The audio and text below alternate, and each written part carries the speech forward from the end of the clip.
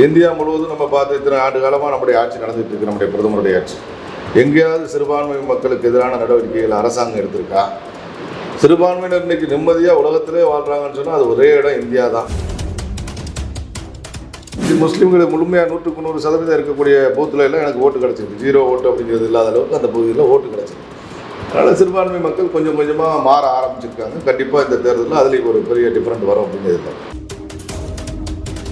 நிச்சயமாக அதிகபட்சம் என்னை பொறுத்த வரைக்கும் இந்த டெல்டாவில் 10% விஜயுடைய கட்சி வாங்கினா பெரிய விஷயம் அப்படின்னு இங்கே வாங்கினோம் மொத்தமாக. கடந்த காலத்தில் பார்த்தீங்கன்னா மீத்தேன் திட்டத்துக்கு ஒரு புரிந்துணர்வு ஒப்பந்தத்தில் இன்றைக்கி இருக்கக்கூடிய முதலமைச்சர் கையெழுத்து போட்டார். ஒரு வளர்ச்சி நம்ம பகுதியில் இல்லை, இது வரைக்கும் இல்லை, நமக்கு தெரிஞ்ச வரைக்கும். இது திமுகவோட கோட்டை அப்படிங்கிற மாதிரி ஒரு கருத்து இருக்கு, இல்லைன்னு நம்ம சொல்ல முடியாது. ஆனால் இந்த தேர்தலில் அது மாறும் அப்படின்னு நம்ம எதிர்பார்க்குறோம். TNews24 நேயர்களுக்கு வணக்கம். இன்று நம்மோடு தஞ்சாவூர் தொகுதி வேட்பாளரும் பாஜக வேட்பாளருமான திரு கருப்பு முருகானந்தம் அவர்கள் நம்முடன் இருக்கிறார். அவரோட ஒரு சிறிய நேர்காணல். சார் வணக்கம். சார், தொகுதி களமில் எப்படி சார் இருக்குது? ஏன்னா டெல்டா பகுதியில் வருது தஞ்சாவூர்லாம். டெல்டா பகுதினாலே திமுக ரொம்ப ஸ்ட்ராங்கான பகுதிகள் அப்படின்னு சொல்லுவாங்க. இன்னமும் களம் அப்படி தான் இருக்கா, இல்லை இப்போ எதுவும் மாறி இருக்கா? நீங்கள் 2024லையும் நின்னீங்க, அதில் கிட்டத்தட்ட ஒரு 3 லட்சம் வாக்குகளுக்கு மேலே வாங்கியிருந்தீங்க. அதை கம்பேர் பண்ணவும் இந்த 2 வருஷத்தில் எப்படி மாறி இருக்கு?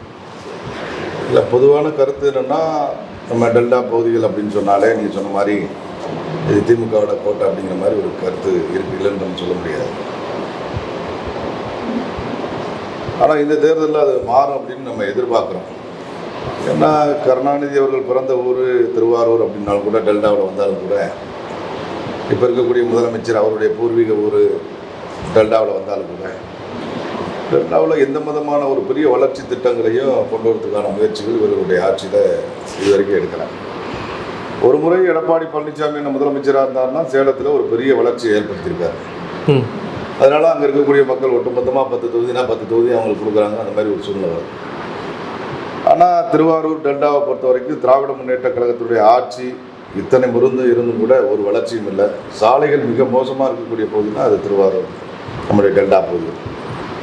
அதேமாரி விவசாயம் சார்ந்த பகுதி, ஒட்டுமொத்தமாக விவசாயம் தான். இப்போ தஞ்சாவூர் டவுனை தவிர டவுனில் இருக்கக்கூடிய மக்களும் விவசாயிகள் தான். ஏன்னா இவர்களுடைய நிலம் பக்கத்தில் வச்சுருக்காங்க. ஒட்டுமொத்தமாக விவசாயம் சார்ந்து தான் இங்கே இருக்கக்கூடிய மக்கள் எல்லாருமே அவருடைய வாழ்வாதாரம் இருக்குது. ஆனால் விவசாயத்துக்காக பார்த்தோம்னு சொன்னால் அண்ணன் எடப்பாடியார் அவர்கள் கூட இந்த பகுதி பாதுகாக்கப்பட்ட வேளாண் மண்டலம் அப்படின்னு அறிவித்தார். ஆனால் திராவிட முன்னேற்ற கழகத்துடைய ஆட்சியில் தான் கடந்த காலத்தில் பார்த்தீங்கன்னா மீத்தேன் திட்டத்துக்கு ஒரு புரிந்துணர்வு ஒப்பந்தத்தில் இன்றைக்கி இருக்கக்கூடிய முதலமைச்சர் கையெழுத்து போட்டார். ஒரு வளர்ச்சி நம்ம பகுதியில் இல்லை, இது வரைக்கும் இல்லை, நமக்கு தெரிஞ்ச வரைக்கும். தடுப்பணைகள் கிடையாது. விவசாயிகளுக்கான ஆட்சிங்கிறாங்களே, அதான் விவசாயிகளுக்கான ஆட்சின்னு சொல்கிறாங்க. விவசாய நிலத்தில் ரெட் பெட் போட்டு நடக்கிறாங்க. மழை காலத்தில் வரக்கூடிய தண்ணியை தேக்கி வைக்கிறதுக்கான எந்த அணைகளும் கிடையாது. ஏன்னா வரக்கூடிய தண்ணி நேரடியாக கடலில் போய் கடந்துடுது. அதுக்கப்புறம் தண்ணி இல்லாமல் விவசாயம் வீணாக போகுது. அதேமாரி நெல்லை உலர வைக்கிறதுக்கான களங்கள் அமைச்சு அரசாங்கம் கொடுத்துருக்கான்னு சொன்னால் அதுக்கான இது கிடையாது. எல்லாமே சாலைகளில் தான் உலர வைக்கிறாங்க. அதனால நிறைய விபத்துக்கள் ஏற்படுது. எந்த விதமான ஒரு விவசாயிகளுக்கான திட்டத்தையும் பெரிய அளவில் செயல்படுத்தல திராவிட முன்னேற்ற கழகத்துடைய ஆட்சி. இல்லை, கிட்டத்தட்ட மக்களுமே ஒரு குற்றச்சாட்டை வைக்கிறாங்க. எப்படின்னா பொதுவாக ஆன்டி இன்கம்பன்சி எல்லா இதுலேயுமே எல்லா ஆட்சியிலையுமே இருக்கும். அதே மாதிரி தான் என்ன குற்றச்சாட்டு வைக்கிறாங்கன்னா, தனிப்பட்ட முறையில் இதுக்கு முன்னாடி இந்த திமுக வேட்பாளர் சில வாக்குறுதிகளை தஞ்சாவூர் மக்களுக்காக கொடுத்துருந்தாரு, ஆனால் அதை முழுசாக செயல்படுத்தலை அப்படின்னு மக்கள் சொல்கிறாங்க. இப்போது நீங்கள் வரீங்க அப்படின்னா எந்த மாதிரியான திட்டங்களை இப்போ மக்களுக்கு நீங்கள் கொடுக்குறதா இருக்கீங்க? இல்லை, இப்போ திமுக வேட்பாளர் அவர் கொடுத்த தேர்தல் அறிக்கைகளை முழுசாக செயல்படுத்தலைன்னு சொன்னால் அவருடைய அரசாங்கமே செயல்படுத்தலை. திமுக அரசாங்கமே கடந்த தேர்தலில் கொடுத்த அறிக்கை இது வரைக்கும் நிறைவேற்றலை. இப்போ அடுத்த தேர்தல் அறிக்கை கொடுக்க ஆரம்பிச்சிருக்காங்க. பல இலவச அறிவிப்புகளை கொடுத்துக்கிட்டே இருக்காங்க. இது என்ன, இன்றைக்கி இருக்கக்கூடிய நிலைமை இன்றைக்கி இந்தியாவிலேயே மிகப்பெரிய கடன்கார மாநிலமாக தமிழ்நாடு இருக்குது. ஆனால் இன்னும் இலவசத்தை கொடுக்கறதுக்கான அறிவிப்புகளை கொடுத்துக்கிட்டே இருக்காங்க. அதை அந்த இலவசம் கொடுக்குறாங்கன்னா அந்த இலவசத்தை கொடுக்கறதுக்கான எப்படி அந்த பொருளாதாரத்தை கொண்டு வருவாங்க அப்படிங்கிறதுக்கான திட்டத்தை அறிவிச்சிருக்காங்கன்னா ஒன்றும் கிடையாது. என்னை பொறுத்த வரைக்கும் நான் தஞ்சாவூர் சட்டமன்ற தொகுதியில் திமுக தொடர்ந்து வெற்றி பெற்றிருந்தாலும் கூட நிச்சயமாக இந்த முறை ஒரு பெரிய மாற்றம் வரும் அப்படின்னு எதிர்பார்க்குறேன். தமிழ்நாடு முழுக்கவே மக்கள்கிட்ட இந்த ஆளுங்கட்சிக்கு எதிரான ஒரு பெரிய மனநிலை. ஏன்னா பெரிய அளவில் கரப்ஷன், ரெண்டாவது சட்டம் ஒழுங்கு சுத்தமாக கிடையாது, எங்கே பார்த்தாலும் படுகொலைகள், பெண்களுக்கு பாதுகாப்பே இல்லை. இந்த மாதிரியான பல காரணங்களால் பார்த்தோம்னு சொன்னால் இன்றைக்கி மக்கள்கிட்ட ஒரு பெரிய அதிருப்தி திராவிட முன்னேற்ற கழகத்துடைய ஆட்சி மேலே இருக்குது. அதுலேயும் தஞ்சாவூரில் பார்த்தீங்கன்னா ஆட்சி மேலே இருக்கக்கூடிய அதிருப்தி ஒரு பக்கம், இந்த வேட்பாளர் மேலே இருக்கக்கூடிய அதிருப்தி ஒரு பக்கம். ஏன்னா வேட்பாளர் மேயராக இருக்கக்கூடியவர், மேயராக இருந்து அவர் இப்போ ஸ்மார்ட் சிட்டி வேலைன்னா தஞ்சாவூரில் ஒரு வளர்ச்சியுமே கிடையாது. ஸ்மார்ட் சிட்டிக்காக 1000 கோடிக்கு மேலே நிதியை மத்திய அரசாங்கம் கொடுத்துருக்கு. ஆனால் மத்திய அரசு என்ன கொடுத்தாங்கன்னு கேட்குறாங்களே. அதான் ஸ்மார்ட் சிட்டி தஞ்சாவூரில் வந்திருக்கு. தஞ்சாவூரில் வந்து நல்ல சாலைகள் இருக்குது, பூங்காக்கள் இருக்குது, இன்றைக்கி புதிய நீதிமன்றம் இருக்குது, புதிய மாவட்ட ஆட்சியர் அலுவலகம் இருக்குது, புதிய மாவட்ட கண்காணிப்பாளர் அலுவலகம் இருக்குது. அப்படின்னு சொன்னால் இதுக்கு எல்லாத்துக்குமே காரணம் புதுசாக கடைகள்லாம் கட்டப்பட்டிருக்கு, புதிய பேருந்து நிலையம் இருக்குது, கடைகள் கட்டி அதில் ஏழை விட்டதில் எவ்வளோ முறைகேடு நடந்திருக்கு அப்படிங்கிறது ஒரு பக்கம் இருக்குது. இது எல்லாமே மத்திய அரசாங்கம் கொடுத்துருக்கக்கூடிய ஸ்மார்ட் சிட்டியில் கிடைச்சிருக்கக்கூடிய ஒரு வளர்ச்சி. சரி, ஸ்மார்ட் சிட்டி மட்டும் கிடையாது. இப்போ தஞ்சாவூரை இணைக்கக்கூடிய சாலைகள், தஞ்சாவூர்லேருந்து புதுக்கோட்டை போகக்கூடிய சாலை, தஞ்சாவூர்லேருந்து திருச்சி போகக்கூடிய சாலை, தஞ்சாவூர்லேருந்து நாகப்பட்டினம் போகக்கூடிய சாலை, தஞ்சாவூர்லேருந்து சென்னைக்கு போகக்கூடிய சாலை, எல்லா சாலையும் மத்திய அரசாங்கத்தினுடைய நிதியின் மூலமாக இன்றைக்கி வந்து செயல்படுத்தப்பட்டு மிக அற்புதமான போக்குவரத்து வசதிகள் ஏற்படுத்தப்பட்டிருக்கு. அதேமாதிரி பார்த்தீங்கன்னு சொன்னால் தஞ்சாவூர் அரசு மருத்துவக் கல்லூரி மெடிக்கல் மெடிக்கலில் பார்த்தீங்கன்னு சொன்னால் ஒரு மோடி பில்டிங்னு சொல்லி ஒரு கட்டடத்தை 120 கோடிக்கு மேலே நிதியை கொடுத்து கட்டி இன்றைக்கி வந்து நவீன வசதிகளோடு அந்த மருத்துவமனை இயங்கிட்டு இருக்கு. தஞ்சாவூர் பெரிய கோயிலுக்கு அதுக்கான நிதி ஒதுக்கீடு பண்ணியிருக்கோம். தஞ்சாவூர் ரயில் நிலையத்தை மேம்படுத்தி அதை டெவலப் பண்ணுறதுக்காக நிதி ஒதுக்கீடு பண்ணியிருக்கோம். இப்படி எல்லா வகையிலும் வந்து தஞ்சாவூர் இன்றைக்கி வந்து ஒரு வளர்ச்சி அடைஞ்சிட்டு இருக்குன்னு சொன்னால் அது மத்திய அரசாங்கத்துடைய நிதி அதிகமாக வந்திருக்கு. மாநில அரசாங்கம் என்ன பண்ணியிருக்கு அப்படிங்கிறது அவங்க தான் சொல்லணும். தஞ்சாவூரில் என்னென்ன நிதி ஒதுக்கியிருக்காங்க, எவ்வளோ சாலை போட்டிருக்காங்க, அவங்க கம்பேர் பண்ணணும். அப்போ இது வந்து மத்திய அரசாங்கத்தின் மூலமாக வளர்ச்சி அடைந்திருக்கக்கூடிய ஒரு தொகுதியாக தான் தஞ்சாவூரை பார்க்கணுமே தவிர இது மாநில அரசாங்கத்தின் மூலமாக கிடையாது. அதனால் இன்றைக்கி மக்கள் உணர ஆரம்பிச்சிருக்காங்க இந்த ஆட்சிக்கு எதிரான ஒரு மனநிலை, இந்த வேட்பாளருக்கு எதிரான மனநிலை. இந்த வேட்பாளர் மேலே ஒரு மிகப்பெரிய அதிருப்தி மக்களுக்கு இருக்குது, பல்வேறு குற்றச்சாட்டுகள் இருக்குது. அதனால் இன்றைக்கி வந்து நமக்கு சாதகமான ஒரு சூழ்நிலை தஞ்சாவூர் சட்டமன்ற தொகுதியில் இருக்குது அப்படின்னு. ஓகே சார், இப்போது வழக்கம் போல் இப்போ ஒவ்வொரு தேர்தல்லையுமே திமுக எந்த ஆயுதத்தை கையில் எடுப்பாங்க அப்படின்னா மோடி எதிர்ப்பு அப்படிங்கிற ஒரு கான்செப்டை பேசுவாங்க. மத்திய அரசு தமிழ்நாட்டுக்கு என்ன பண்ணுச்சு அப்படின்னு கேட்பாங்க. முக்கியமாக அவங்க கை வைக்கிறது தமிழுக்கு என்ன பண்ணுச்சு அப்படின்னு கேட்பாங்க. நம்ம இப்போ கூட உதயநிதி ஸ்டாலின் அவர்கள் கூட சொல்லியிருக்காரு, என்டிஏ கூட்டணி வெற்றி பெற்றால் தமிழகத்தின் பெயரை கூட மாற்ற தயங்க மாட்டார்கள் முதல்வரும் சொல்லியிருக்காரு. இந்த கருத்தை எப்படி பார்க்குறீங்க? மக்களை ஏமாற்றுவதற்கான ஒரு திராவிட முன்னேற்ற கழகத்தினுடைய ஒரு யுக்தி இது. ஏன்னா கடந்த 2014-19 தேர்தலில் அந்த மாதிரி ஒரு பிரச்சாரம் பண்ணாங்க.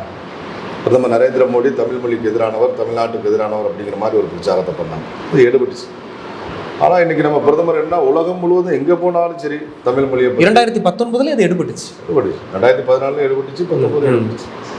ஆனால் அதுக்கு பிறகு கொஞ்சம் கொஞ்சமாக தமிழ்நாட்டில் இருக்கக்கூடிய மக்கள் நம்ம பிரதமரை பற்றி பெரிய அளவுக்கு உணர ஆரம்பிச்சிட்டாங்க. எங்கே போனாலும் இது வரைக்கும் இந்திய நாட்டில் இருந்த எந்த பிரதமரும் அந்த அளவுக்கு தமிழ் மொழியை பற்றி பேசினது கிடையாது, தமிழ் கலாச்சாரத்தை பற்றி பேசினது கிடையாது. அந்த அளவுக்கு உலகம் பூரா நம்முடைய பிரதமர் பேசிகிட்டு இருக்காரு. பார்லிமெண்ட்டில் கொண்டு போய் நம்முடைய செங்கோலை வைக்கிறார், நம்முடைய கலாச்சாரமாக இருக்கக்கூடிய செங்கோல் நிறுவுறாரு. அதனால் தமிழுக்கு எதிரானவர் அப்படிங்கிற ஒரு கருத்து வந்து அடிபட்டு போச்சு.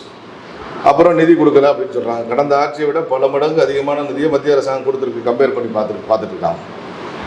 அதேமாரி இந்த தஞ்சாவூருக்கும் நிதி கொடுத்துருக்கு. அப்போ நிதி கொடுக்கலங்கிறது எடுபடாது, தமிழ் மொழிக்கு எதிரானவருங்கிறது எடுபடாது. இந்த தேர்தலில் அதெல்லாம் எடுபடாது. தமிழ்நாட்டு மக்கள் வந்து நரேந்திர மோடி அவர்களுக்கு ஆதரவான மனநிலைக்கு வர ஆரம்பிச்சிட்டாங்க. அதனால தான் பாரதிய ஜனதா கட்சி ஒரு பெரிய வளர்ச்சியை நோக்கி தமிழ்நாட்டில் போயிட்டு. அதனால் இந்த தேர்தலுங்கிறது கண்டிப்பாக திராவிட முன்னேற்ற கழகத்தினுடைய ஆட்சிக்கு எதிராக, அவருடைய குடும்ப ஆட்சிக்கு எதிராக மக்கள் ஓரணியில் திரள்வாங்க அப்படின்னு நம்ம எதிர்பார்க்கணும். அடுத்த ஒரு குற்றச்சாட்டு, மத அடிப்படையிலான குற்றச்சாட்டு எப்பவும் பாஜக மேலே திமுக வச்சுட்டே தான் இருப்பாங்க. இந்த தடவையும் அதே மாதிரி சொல்லியிருக்காங்க. என்டிஏ கூட்டணி வெற்றி பெற்றால் சிறுபான்மையினருக்கு, அதாவது சிறுபான்மையினர் இங்கே நிம்மதியாக வாழ முடியாது அப்படின்னு ஒன் லைனில் சொல்லிட்டு போகிறாங்க. இப்போ இது அவங்களுக்கு ஓட்டாகவும் கன்சல்டேட் ஆகி விழுது அப்படிங்கிற பார்வையும் இருக்குது. இன்னும் அப்படி இருக்கா? சிறுபான்மையினர் வாக்குகள் பெரும்பான்மை அவர்களுக்கு போகுதுங்கிறதுல எனக்கு மாற்றுக்கிறது என்ன காரணம்னா, தவறாக அந்த மாதிரி பிரச்சாரத்தை அவங்க நம்புகிறாங்க.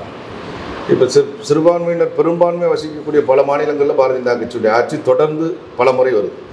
அங்கே சிறுபான்மையினர் பாதிக்கப்பட்டிருக்காங்களா? இந்தியா முழுவதும் நம்ம பார்த்து இத்தனை ஆண்டு காலமாக நம்முடைய ஆட்சி நடந்துகிட்டு இருக்கு, நம்முடைய பிரதமருடைய ஆட்சி. எங்கேயாவது சிறுபான்மை மக்களுக்கு எதிரான நடவடிக்கைகள் அரசாங்கம் எடுத்திருக்கா? சிறுபான்மையினர் இன்றைக்கி நிம்மதியாக உலகத்திலே வாழ்கிறாங்கன்னு சொன்னால் அது ஒரே இடம் இந்தியா தான். ஏன்னா உலகத்தில் எங்கேயுமே இப்போ கிறிஸ்தவர்கள் வாழக்கூடிய பகுதியில் கூட நிம்மதி கிடையாது. ஏன்னா இவன் தான் போர் தொடுத்துக்கிட்டே இருக்காங்க. இஸ்லாமியர்கள் நிம்மதியாகவே இருக்க முடியல. ஏன்னா குண்டு போட்டுக்கிட்டே இருக்கான் ஒரு நாட்டு மேலே ஒரு நாடு. இன்றைக்கி அமைதியாக நிம்மதியாக சிறுபான்மை மக்கள் வாழக்கூடிய ஒரு நாடு உலகத்தில் இருக்குன்னு சொன்னால் அது இந்தியா மட்டும்தான்.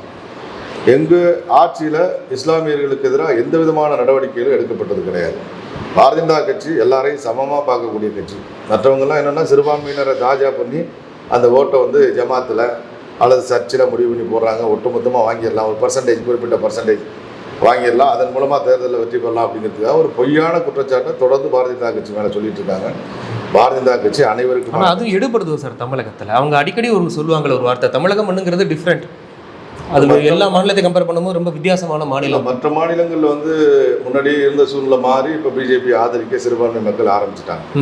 கேரளாவில் கூட மாற்றத்தை நோக்கி போக ஆரம்பிச்சிட்டாங்க. தமிழ்நாடு கண்டிப்பாக ஒரு கொஞ்சம் கொஞ்சமாக தான் மக்கள் உணர ஆரம்பிக்க முடியும். சரி, இந்த ஆட்சினால நமக்கு என்ன பாதிப்பு இருக்குது, எல்லாருக்கும் கிடைக்கக்கூடிய எல்லா ரைட்ஸும் நமக்கு இருக்குது, எல்லாருக்கும் அரசாங்கத்திலேருந்து கிடைக்கக்கூடிய உதவிகள் நமக்கு கிடைக்குது, மற்ற ஆட்சிக்கும் நமக்கு இந்த அரசாங்கம் ஆனால் கவர்மெண்ட் நல்லா பண்ணுறாங்க, நாட்டை பாதுகாப்பாக வச்சுருக்காங்க, எந்த விதமான பிரச்சனையும் இல்லை, வளர்ச்சி திட்டங்கள் கொடுக்குறாங்க, இந்த நாடு பொருளாதாரத்தில் முன்னேறுது, அதனால் நம்ம இந்த கட்சி ஆதரிக்கிறதுனால தப்பு கிடையாது அப்படிங்கிற சிந்தனை சிறுபான்மை மக்களுக்கு வர ஆரம்பிச்சிருக்கு. கொஞ்சம் கொஞ்சமாக வர ஆரம்பிச்சிருக்கு. தமிழ்நாட்டிலையும் கூட கொஞ்சம் வர ஆரம்பிச்சிருக்கு, இல்லைன்னா சொல்ல முடியாது. சிறுபான்மை மக்கள் ஓட்டு போட ஆரம்பிச்சிருக்காங்க. ஏன்னா நான் 2014 தேர்தல் நிற்கும் போது நான் நம்முடைய மாவட்டத்தில், இதே மாவட்டத்தில் பாராளுமன்ற தேர்தலில் ஒரு பகுதியில் போகும்போது அங்கே இருக்கக்கூடிய இஸ்லாமிய சகோதரர்களால் தாக்கப்பட்டாங்க. ஆனால் அதே 2019 இப்போ 2024 போகும்போது பார்த்தீங்கன்னு சொன்னால் அவங்களே சால்வை போட்டு என்னை வரவேற்றாங்க. அதே ஜமாத்தை சேர்ந்தவங்க சால்வை போட்டாங்க. அதே மாதிரி முஸ்லீம்கள் முழுமையாக 100% இருக்கக்கூடிய பூத்தில் எல்லாம் எனக்கு ஓட்டு கிடச்சிருக்கு. 0 ஓட்டு அப்படிங்கிறது இல்லாத அளவுக்கு அந்த பகுதியில் ஓட்டு கிடச்சிருக்கு. அதனால் சிறுபான்மை மக்கள் கொஞ்சம் கொஞ்சமாக மாற ஆரம்பிச்சிருக்காங்க. கண்டிப்பாக இந்த தேர்தலில் அதுலேயும் ஒரு பெரிய டிஃப்ரெண்ட் வரும் அப்படிங்கிறது. ஓகே, நிறைவாக ஒரு கொஸ்டின் சார். இங்கே தஞ்சாவூர் தொகுதியை மட்டும் கேட்குறேன். திமுக கூட்டணி வெர்சஸ் என்டிஏ அப்படின்னு எடுத்துக்கலாமா, இல்லை வெர்சஸ் விஜய் தாபேக்காவும் ஆட் பண்ணிக்கலாமா? இல்லை, பொதுவாகவே விஜய் அப்படிங்கிறது இந்த தஞ்சாவூர் சட்டமன்றம் மட்டும் இல்லை. ஏன்னா நான் கிரவுண்ட் லெவலில் ஒர்க் பண்ணக்கூடிய ஆள். நான் வந்து சோசியல் மீடியா இதுக்கெல்லாம் நான் ரொம்ப கவனம் கொடுக்குற ஆள் கிடையாது. நான் எப்படின்னா ஒரு ஊராக கிராமமாக போய் மக்களை சந்திக்கக்கூடிய ஆள். அந்த அடிப்படையில் வந்து நான் கிராமங்களுக்கு போகும்போது மக்கள்கிட்ட பேசும்போது இந்த பகுதிகளில் விஜயோட தாக்கங்கிறது ரொம்ப கம்மி. நிச்சயமாக வந்து அதிகபட்சம் என்னை பொறுத்த வரைக்கும் இந்த டெல்டாவில் 10% விஜயுடைய கட்சி வாங்கினா பெரிய விஷயம் அப்படின்னு இங்கே வாங்கினா மொத்தமாக. அதுக்கு மேலே போகிறதுக்கெல்லாம் வாய்ப்பு கிடையாது. என்ன கூட்டத்தை பார்த்து ஏதோ கற்பனையில் நம்ம முதலமைச்சர் ஆகிட்டோம்னு நினச்சிட்டு இருக்கலாம். தேர்தல் முடிவுக்கு பிறகு தான் ஒரு சோஷியல் மீடியாவில் மட்டும்தான் கூட்டம் காட்டுறாங்க, மற்றபடி கிரவுண்டில் எதுவும் இல்லை. ஒரு நடிகரை பார்க்க கூட்டம் வரும், நடிகை வந்தாலே கூட்டம் வரும், கூட்டம் கூடுது. அதை நம்ம இல்லைன்னெல்லாம் மறக்க முடியாது, கூட்டம் கூடுது. நிச்சயமாக அது ஓட்டாக மாறாது. பொதுவாக நாட்டை பற்றி சிந்திக்கக்கூடிய மக்கள், அரசியல் சிந்தனை அதிகம் இருக்கக்கூடிய மக்கள் நிச்சயமாக வந்து அவரை ஏற்றுக்க மாட்டாங்க. அவர் முதலமைச்சர் ஆகுங்கிறதுல கற்பனையாக தான் போவோம்.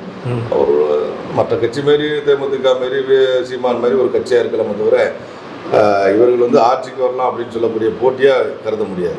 இங்கே ஒரு காம்படிஷனே இல்லை, கிடையாது. நம்ம பகுதியில் காம்படிஷன் கிடையாது. என்னுடைய பார்வைக்கு 10% தான் பெரிய விஷயம். ஓகே சார், தேர்தலுக்கு நடுவுலையும் எங்களுக்காக நேரம் ஒதுக்கி இன்டர்வியூ கொடுத்ததுக்கு